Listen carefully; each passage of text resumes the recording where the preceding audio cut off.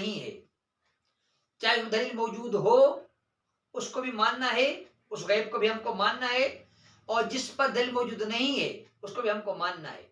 لیکن انسان اس چیز کو جان سکتا ہے جس کے جاننے کی دلیل موجود ہو، اور جس کے جاننے کی دلیل موجود نہ ہو اس کو انسان نہیں جان سکتا۔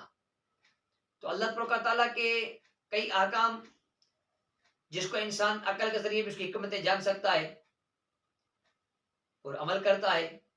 اللہ تبارک و تعالیٰ کے وجود پر کئی دلائل قرآن کریم نے ذکر کیے، اللہ پاک کے ایک ہونے پر کئی دلائل ذکر کیے گئے۔